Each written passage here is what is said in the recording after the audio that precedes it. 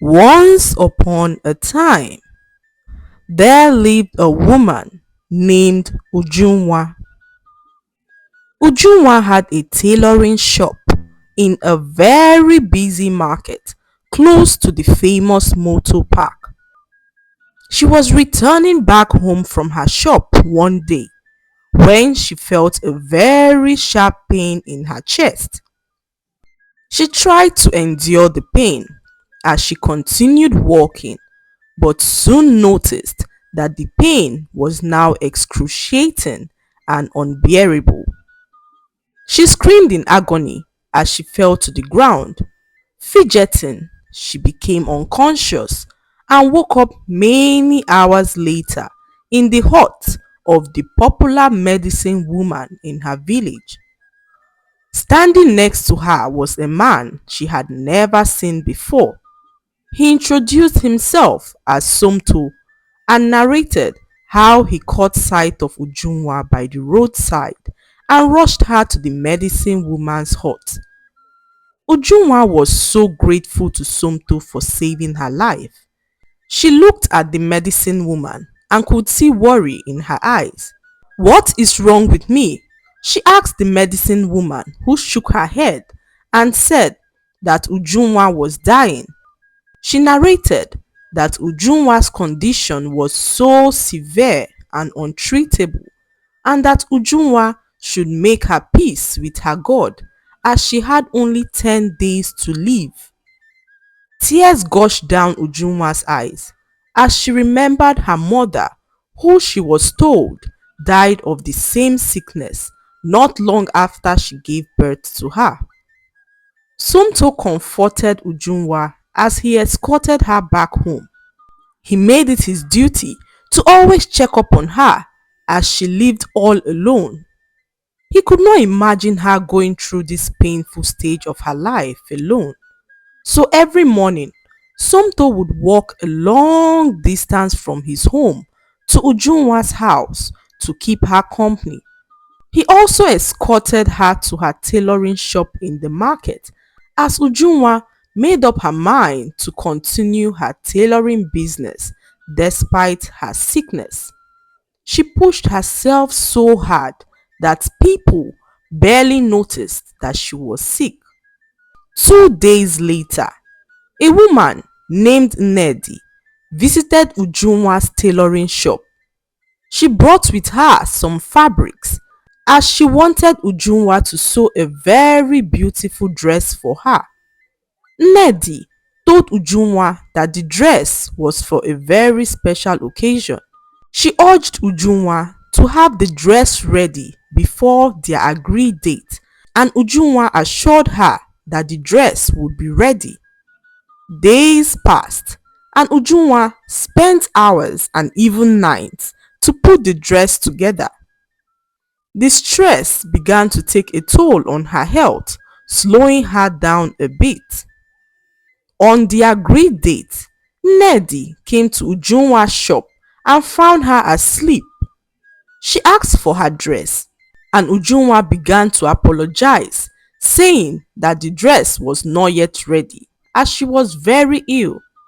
Nedi was so furious and began to wail. She was so unhappy that the dress was not ready and left Ujunwa's shop in anger. Ujunwa felt terrible about what happened and made up her mind to get the dress ready before the next morning. Tired and weak, she pushed herself as she stayed up all night. Her joints ached and her head banged, but Ujunwa was fueled with the determination to finish the dress before sunrise. By morning, the dress was ready and Ujunwa set out to find Nedi's house to deliver the dress herself. She felt so terrible that she broke a promise that she made, so she wanted to make things right. She walked for a few minutes and bumped into Somto, who was on his way to her house. Somto was shocked to see her that early and asked where she was going. She narrated the whole story to him and he decided to follow her in her quest to find Nedi's house. They asked around the village, but no one seemed to know Nnedi or where she lived. They walked for a long distance and soon came across a very young girl who told them that she knew a woman who fit Nnedi's description.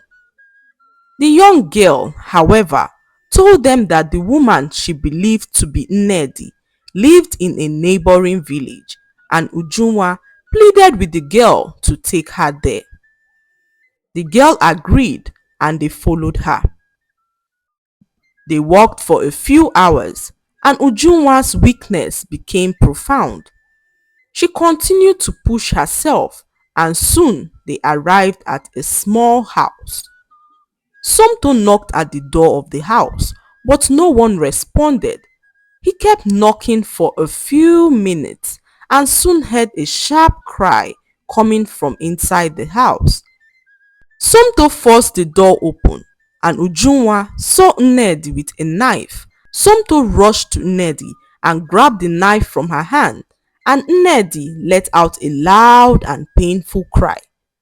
Ujunwa then asked Nnedi why she tried to kill herself, and Nnedi narrated that life had been so unfair to her as she was accused of doing something that she knew nothing about. Nnedi began to tell them her story, saying that on one fateful night, she prepared dinner for her family and went to have a bath when she heard a loud scream. She rushed out to check what was happening when she saw her husband and children struggling for their lives.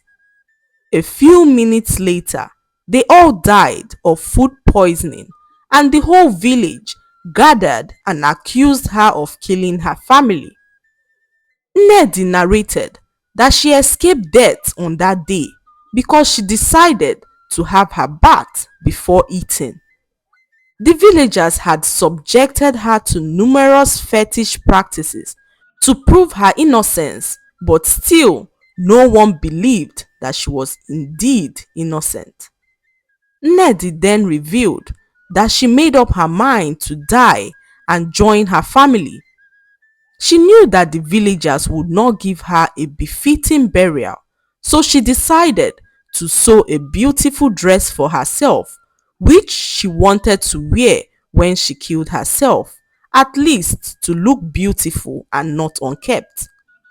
When Ujunwa heard this, tears gushed down her eyes as she told Nnedi that nothing in this life was worth taking one's life for. Ujunwa told Nnedi that she had a few days to live and would do anything to live a little bit longer. She told Nnedi of all her dreams and aspirations which she would be unable to achieve because she had a few days to live. Nnedi felt pity for Ujunwa, who she never knew was going through so much pain. She wondered how a woman who had only a few days to live was able to take out her time to sew her dress. Filled with emotions, Ujunwa hugged Nnedi and assured her that everything would be alright. Immediately, they heard a knock on Nnedi's door. Somto went to open the door and Nnedi saw her neighbor Ogechi stepping into her house. Ogechi was Nnedi's neighbor who had been taking care of her since the death of her family. She was the only friend Nnedi had since everyone turned their backs on her. She came in with some food she made for Nnedi and met Ujunwa and Somto in Nnedi's house. Ujunwa told her about what happened and Ogechi began to shed tears, saying that she had a confession to make.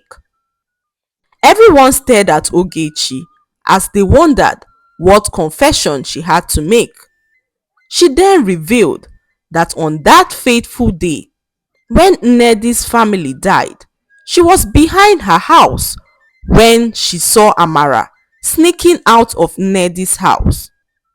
Amara was Nnedi's best friend who left their village shortly after Nnedi lost her family. Before Amara left, she visited Nnedi and urged her to follow her, but Nnedi refused, saying if she leaves the village, the people will conclude that she killed her family. So Amara left the village alone, leaving Nnedi behind. Nnedi was so furious when she heard this and asked her neighbor Ogechi why she never said anything all this while. Ogechi revealed that Amara threatened to reveal her deepest secret if she dared to say anything, so she had no other option than to keep her mouth shut. It was because of the guilt that she stood by Nnedi's side when the whole village accused her of killing her family. Nnedi was heartbroken to know that her best friend Amara was behind the death of her husband and children.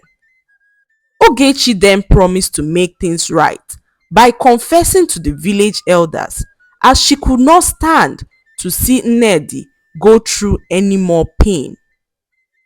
Ujunwa, satisfied with the fact that she was able to save Nnedi's life, bid Nnedi farewell as she returned back to her village. She was happy that she spent the last days of her life saving another woman's life. She prayed to live longer, but made her peace with her maker as she waited for fate to decide if she lived or died. On the 10th day, Ujunwa woke up so weak and sick. She knew that she would be dying anytime soon, as her body was already failing her. All she had at that moment was hope.